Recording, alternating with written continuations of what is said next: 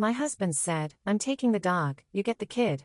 His mom laughed, at least the dog's trained. On court day, my son walked to the judge and said, Mom, can I read what Dad texted me last night? The judge raised an eyebrow. His lawyer turned pale. The courtroom fell silent. I never thought my marriage would end over a dog, but there we were. Me standing in the kitchen, still in my pajamas, trying to hold back tears, while Bryce, my husband of 10 years, zipped up a suitcase like he was heading out for a business trip. Only this time, he wasn't coming back. He looked at me, cold, flat eyes, and said, I'm taking Zeus. You get the kid. No goodbye, no discussion. Zeus is our golden retriever. We got him before our son Eli was born. He's practically part of the family. Slept at the foot of our bed, chased Eli around the yard, even rescued socks from the laundry basket like it was his job. And Bryce just claimed him like a piece of luggage. I remember standing there frozen. I opened my mouth to say something, anything, but then she chimed in. Joan, his mother, always lurking just close enough to comment, but never far enough to be helpful. She was standing by the door, fake pearls around her neck and an actual smirk on her face. Well, she chuckled. At least the dog's trained. They laughed. Laughed like my son was some broken toy I now had to keep while they got to walk off with the prize. Like being a mother full-time in the middle of a divorce was the losing hand. I felt like the oxygen had been pulled out of the room, but I didn't say anything then. I didn't scream. I didn't cry in front of them. I just turned and picked up Eli's drawing off the counter, one he made of the three of us holding hands under a giant sun, and walked straight past them because he was in the next room. Eli, 9 years old, sitting cross-legged on the carpet, headphones in, coloring. He didn't see the storm breaking apart around him. Not yet. And in that moment, I made a promise to myself. He will never think he was the problem. Let Bryce take the dog. Let Joan think she won. I take the kid. I wanted the kid. And I was going to protect him from everything, especially from the people who laughed at his pain.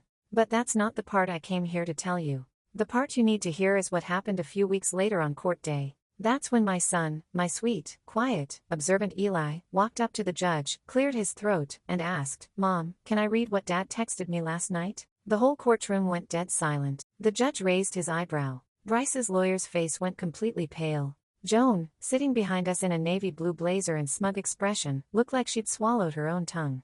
And in that moment, right there in front of everyone, Eli held something more powerful than any lawyer ever could.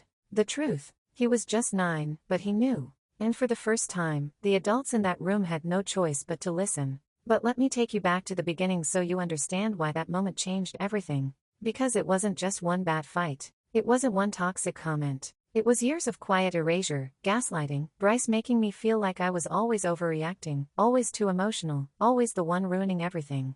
It was subtle but constant. When Eli cried after Bryce yelled, it was my fault for not teaching him to toughen up. When I asked for help, I was nagging. When I finally said I wanted out, he told people I was unstable, that he was just trying to hold the family together. And people believed him. They always did because he's charming, good with words, great smile, the kind of guy who calls waitresses sweetheart and gets away with it. But Eli saw things no one else did. He saw how his dad's face changed the second we were behind closed doors. He saw how I'd stop mid-sentence when Bryce walked into the room. He noticed that I never laughed anymore. Not really. And when Bryce took the dog and walked out of our lives like we were leftovers, Eli didn't cry. He just sat next to me that night holding Zeus's old collar and said, I don't think Dad likes us very much.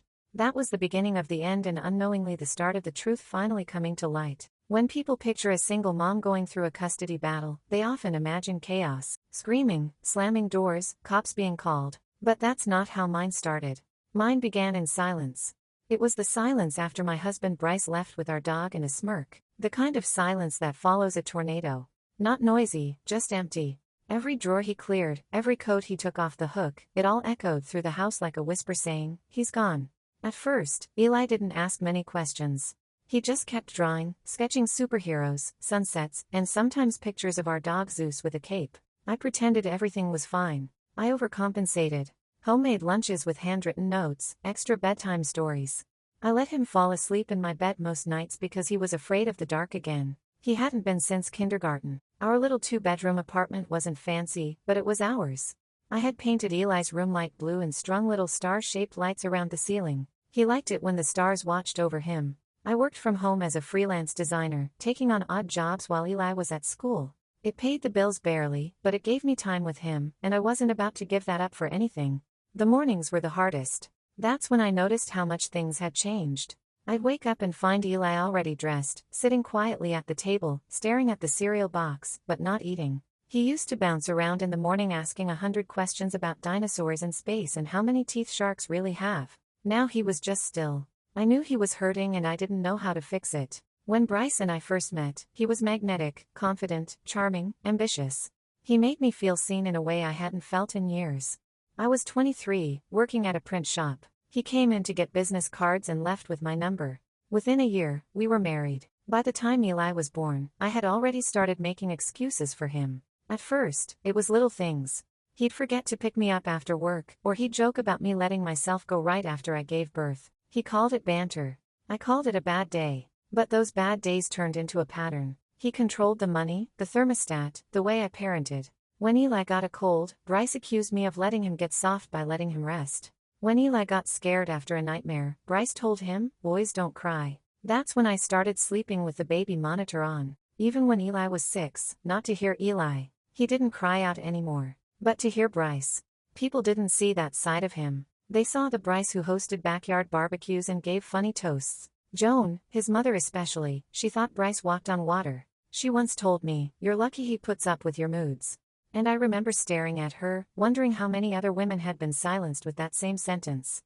I was exhausted, not just from parenting, but from pretending. Pretending we were a happy family. Pretending I wasn't shrinking inside my own home. Pretending Eli was okay. The final straw wasn't dramatic. No cheating scandal. No screaming match. It was a Tuesday afternoon. Bryce came home late, tossed his keys on the counter, and asked if Eli had finished his spelling homework. I said, "Yes," he said, "good, because I don't want him ending up like you, barely scraping by." He said it casually, like he was talking about the weather, and then he walked into the next room to check his emails. That night, I waited until he was asleep. I got up, walked to the bathroom, locked the door, and cried on the floor. Not because I was sad, but because I finally knew I was done. It took 3 more weeks for him to leave. And when he did, he didn't pack up quietly. He took Zeus, his dignity, and any sense of decency he had left and told me, "You get the kid." That phrase kept replaying in my mind. You get the kid.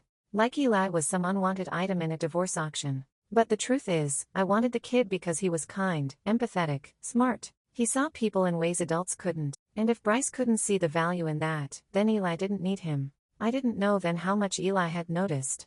I didn't know how much he'd been holding in. But I'd find out soon, and so would the judge. The first custody meeting was in a sterile office downtown, beige walls, leather chairs, a fake fern in the corner designed to feel neutral.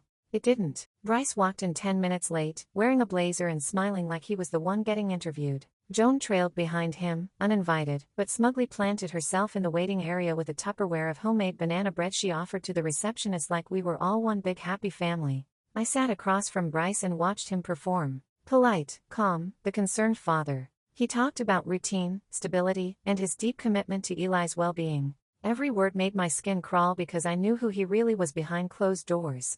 We wanted shared custody. Week on, week off. I was stunned. This man hadn't called Eli once since he left. Not a single FaceTime, not even a text. When he came to pick up his mail, he stood outside like a stranger and never asked how Eli was doing. And now he wanted half of Eli's life handed back to him like a pizza order. I tried to stay composed, but the words rushed out. He doesn't even check on his son. He doesn't show up. Why does he get half? Bryce leaned back and smiled. Because I'm his father. That's when I realized this wasn't about Eli. This was about control, about winning, about image. And Bryce wasn't doing it alone. Joan started inserting herself into everything. She'd email me passive-aggressively, just checking in to make sure Eli's eating enough greens. He's looking a little puffy in that school photo. Then there were the school drop-offs. Bryce would suddenly appear unannounced, wearing his #1 dad hoodie, waving to the other parents, handing Eli granola bars like he was the provider of the year. And Eli, he looked confused, uncomfortable. He stopped smiling in the mornings. At home, I noticed a shift. Eli had more questions now, harder ones. Why does Dad say you don't want me to see him? Did you tell him I'm scared of his house? Is it bad to cry when I miss Zeus? That one gutted me. He missed the dog so badly he'd started drawing Zeus into family photos. Except now Zeus was always standing between me and Eli, almost like a protector. One night, Eli came to me and whispered, "Dad told me not to tell you, but he says you cry too much and I'll be messed up if I live with you all the time." I sat down on the floor in the hallway and just held him. I didn't cry. I wanted to, but I couldn't afford to give Bryce that satisfaction. Instead, I documented everything. I kept a journal, saved screenshots of every manipulative message.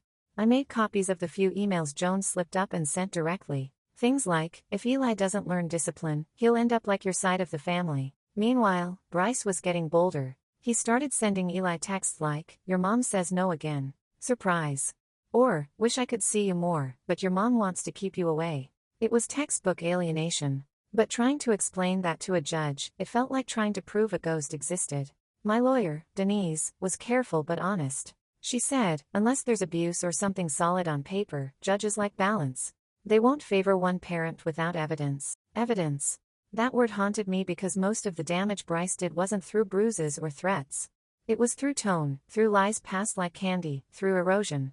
Eli was being eroded. Still, the court date was set. I had 2 weeks to prepare. I spent every night going through our text chains, organizing dates and entries, building the quietest case of my life. Then one night, I went to check on Eli and found him sitting up in bed, his face pale, holding his tablet. Mom, he asked, his voice small. I don't think Dad meant for me to see this. He handed me the screen. I scrolled through the messages, my stomach twisting with every word. There it was in black and white. Bryce texting someone, his new girlfriend maybe, ranting about how Eli was soft, how he'd get him fixed once I get more custody. And the worst one, can't wait to be done with that brat so I can get my real life back. Eli looked at me, eyes glassy, and asked, is it my fault he doesn't want me? I felt my entire body go cold. No, I said. No, baby. You didn't do anything wrong. You're perfect. Your dad is the one who's broken. That night, I knew we had our evidence. Not just for the judge, but for Eli. He deserved to be heard, and soon he would be. The night Eli showed me those texts from Bryce, something inside me shifted. Up until that moment, I'd been fighting to survive the storm. But now, I wasn't just reacting. I was ready to fight back. I sat on Eli's bed, holding the tablet, reading the words over and over. Can't wait to be done with that brat so I can get my real life back. He cries like a baby, just like his mom. Useless. He had sent them to Eli by mistake, meant for someone else. Maybe the woman he'd been seeing, or one of his buddies he shared his poor single dad sob stories with. But now it was too late. Eli saw it, and so did I. I took a breath and looked at my son. His face was pale and still like he was trying to disappear into his blanket. He didn't want comfort. He wanted truth. Did you read all of it? I asked. He nodded. I didn't want to. But I couldn't stop. I thought maybe I was bad. No, I said immediately. You are not bad, Eli. He's wrong. He's so wrong. And I meant it. Every word. This wasn't just about getting custody anymore. This was about breaking a cycle. Making sure Eli didn't grow up thinking love was something you had to earn by being quiet, by pleasing people who didn't deserve you. So, I printed the screenshots, labeled them by date, and backed them up on a flash drive. I contacted Denise, my lawyer, first thing the next morning. Her voice tightened as I read her some of the messages. This is big, she said. This could swing everything. But are you sure you want Eli to speak? That stopped me cold. I hadn't even considered putting him on the stand. The idea made my stomach twist. He was just 9. I didn't want him tangled in courtroom drama, questioned by cold-faced attorneys, or forced to stare his dad in the eye and relive all this. But then I remembered something he said after Bryce left. You always tell me to speak up when something's not right. Is this one of those times? He wanted to speak. That was the difference. So, I sat him down at the kitchen table with some juice and graham crackers and asked gently, Eli, you don't have to, but if you want to talk to the judge, if you want to tell him how you feel, I'll be right there the whole time. He looked at me, serious beyond his years, and said, can I show him what Dad wrote? The judge needs to know the truth, right? I blinked back tears. Yes, baby, he does. The next few days were a blur of preparation. Denise arranged for the evidence to be officially submitted. We created a timeline of events, built a narrative, filed for a formal statement from Eli to be reviewed by the court beforehand. Meanwhile, Joan started showing up at Eli's school again. Once she tried to hand him a gift during dismissal, some action figure and a little card that read, Daddy's just fighting for you. Eli gave it to me and asked, why does it feel like a trap? Because it was. I reported it. Denise filed a complaint. Bryce, as usual, texted me that I was using Eli against him, that I was weaponizing a child. Classic projection. But I didn't take the bait. Instead, I kept Eli close. We talked every night, not about the court, but about how he felt, what scared him, what made him strong. He asked questions, and I answered with honesty. No sugarcoating, no false promises. The night before the hearing, Eli couldn't sleep. He lay beside me, quiet in the dark, and whispered, "What if the judge doesn't believe me?" I turned to him, brushed his hair back, and said, "The truth doesn't need to be loud to be real. Just speak from your heart. That's all you need to do." He didn't say anything after that, but he reached for my hand and held it tightly. The next morning, we got dressed in quiet. I put on a navy dress and simple earrings. Eli wore his school uniform, freshly ironed with his favorite red sneakers. He said they made him brave. Outside the courthouse, Denise met us with her briefcase and a solemn nod. Bryce was already there, pacing in a charcoal suit, flanked by Joan and a man I assumed was his lawyer. He looked at me once. I didn't look back. We walked in, signed our names, and took our seats. I looked down at Eli and whispered, "You still want to do this?" He nodded. "I'm ready." And for the first time in a long time, I believed we were going to be okay. Because this time, the truth wasn't just on paper. It had a voice, and it was about to be heard. The courtroom was colder than I expected. The walls were beige, the chairs stiff, and everything smelled faintly like paper and old coffee. Still, it was the quiet that I remember most. That thick waiting silence before a judge enters. The kind where you can hear the rustle of every paper and the beat of your own heart. Eli sat next to me at the petitioner's table, swinging his feet just above the floor, trying to look brave. He held his small notebook in his lap, the one where we had practiced his statement just in case. His red sneakers peeked out from under his press pants, and I could see how tightly he was clenching his fingers. Across the room, Bryce sat upright, perfectly rehearsed in his tailored suit. He glanced at Eli once, but quickly looked away. Joan sat behind him, lips tight, eyes scanning the room like she was the one being judged. When the judge finally walked in, everyone rose. He looked down at the file before him, our case number, names, and the stack of documents we'd submitted over the last few months. He didn't smile. He didn't need to. After the formalities, Bryce's lawyer stood to speak first. She was polished and confident, laying out a narrative I had heard 100 times. Mr. Carter seeks equal parenting time, emphasizing routine and emotional balance for the child. He has demonstrated consistent interest in Eli's well-being. Consistent interest. He hadn't called Eli on his birthday, hadn't asked about his allergies, didn't even know Eli still slept with his nightlight. I clenched my jaw and stayed silent. Then it was our turn. Denise stood with measured calm. "Your Honor, we are requesting primary physical and legal custody. We have submitted documented evidence showing concerning communication and behavior on Mr. Carter's part, including messages sent to the minor." The judge raised an eyebrow. "To the child?" Denise nodded. "Yes, Your Honor. And with the court's permission, Eli would like to speak." There was a pause, a real pause. The judge leaned slightly forward. "Are you sure, son?" Eli glanced up at me. I gave the smallest nod, and he slowly stood. "I want to say something," he said, his voice soft but clear. The judge gestured him forward. "Come on up, Eli. Take your time." He walked slowly to the front of the courtroom, notebook in hand. His hands trembled, but he stood tall, taller than I'd ever seen him stand. He opened the notebook and took a breath. "My dad sent me some messages. I wasn't supposed to see them, but I did, and I think the judge should know." The room went still. Denise handed the bailiff the printed screenshots. The judge flipped through the pages as Eli read the words aloud from his copy. "Can't wait to be done with that brat so I can get my real life back," Eli read, his voice catching. He looked at the judge. He was talking about me. A gasp came from somewhere in the gallery. Joan shifted in her seat, suddenly pale. Bryce's lawyer turned to him, her mouth slightly open. And Bryce, he just sat there staring at the table, jaw clenched like it might break. Eli kept going. "He cries like a baby, just like his mom. Useless." He looked up again. "My mom doesn't cry all the time. She's strong. She helps me when I'm scared. And I'm not useless." Silence. The judge folded his hands. "Thank you, Eli. That was very brave. Is there anything else you want to tell me?" Eli hesitated, then said, "I don't want to live in a place where I feel like I'm a problem. I just want to feel safe." And that was it. He walked back to me, and I pulled him close, whispering, "You did perfect." He nodded into my shoulder, holding on a little tighter than usual. The judge cleared his throat and looked directly at Bryce. "Mr. Carter," he said, his tone sharpened, "do you have any explanation for these messages?" Bryce started to speak, but his lawyer quickly interrupted, requesting a brief recess.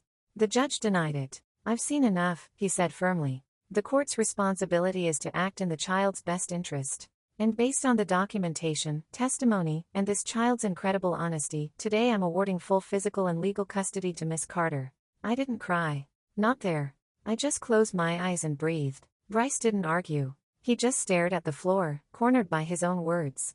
Joan stood to leave before the hearing was even adjourned, her banana bread optimism gone. And Eli? He reached for my hand and smiled. "Can we get pancakes now?" he whispered.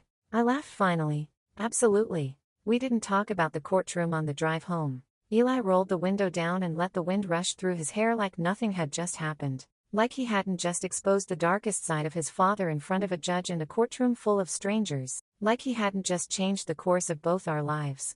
But that's how kids are. They're built to bounce back even when they shouldn't have to. We stopped at a small diner on the way home. Pancakes like I promised. He ordered his with whipped cream and chocolate chips. I got coffee and didn't touch it. Just watched him. Every little detail, his tired eyes, the way he used his fork like a spoon, how he laughed when the syrup bottle squeaked. For the first time in months, maybe longer, he looked peaceful. "I did okay?" he asked mid-bite. "You did better than okay," I said. "You told the truth. That's the bravest thing anyone can do." He smiled wide, mouth full of pancake, and went back to eating like he just won a trophy. And in a way, he had. The final court documents came 2 weeks later. Full custody granted to me. Supervised visitation only for Bryce pending a family therapist's evaluation and ongoing monitoring, which meant he wouldn't be seeing Eli for a long time, maybe not at all, unless he made drastic changes. He didn't. Instead, Bryce disappeared from our lives almost overnight. No calls, no texts, no appeals. His lawyer dropped him. Joan never reached out. The last we heard, he'd moved in with someone new across the state and was starting fresh. I guess that's what cowards do. They run. At first, I kept waiting for the other shoe to drop. I thought maybe he'd find a loophole or try to twist things again, but the silence held. And in that silence, something incredible started happening. Eli came back to life. He started drawing again. Not just little sketches, but full comic strips with bold colors and wild characters. He made me the hero in one. A cape-wearing mom who saved the day with waffles and truth. I hung it on the fridge like it belonged in a gallery. He began sleeping through the night. No more creeping into my bed at 2 a.m. with nightmares. He laughed more. He asked questions again about space and the ocean and whether dinosaurs had belly buttons. The sparkle was coming back. And me. I started breathing again, real full breaths. I took on new clients, worked better hours, and started putting money aside for things like soccer cleats and piano lessons, things I couldn't afford when every dollar went to legal fees and therapy. I even joined a book club. Nothing dramatic, just women like me. Tired, but healing, strong in ways we hadn't known before. People sometimes ask if I hate Bryce, if I'd take him back to court if he ever tried to show up again. The truth, I don't hate him. I don't have space for that anymore. What I feel is sadness for the father Eli could have had and never did. For the man who could have been someone's safe place and chose control instead. For the boy inside him who probably never learned how to love without using it as leverage. But I don't carry his weight anymore. I stopped the day Eli stood up for himself and told the truth. I do still talk about that day in court, though, not because it was dramatic or victorious, but because of what it meant. It meant Eli's voice mattered. It meant a child could be heard and believed, not just dismissed because he was young or small or told what to think. It meant the cycle stopped with us. And if there's one thing I'd tell anyone watching this, any mother who feels erased, any child who feels unseen, it's this. You are not powerless. Not when you have the truth. Not when you have love. And definitely not when you have courage. Bryce took the dog. He thought he was walking away with something valuable, something clean and obedient and easy. He left me the kid. And let me be clear, I got the better deal. Because my son is brave. He's honest. He's growing up knowing that love doesn't come with conditions and that being kind is never a weakness. That courtroom didn't just change a custody agreement, it gave my son back his voice and it gave me back my life.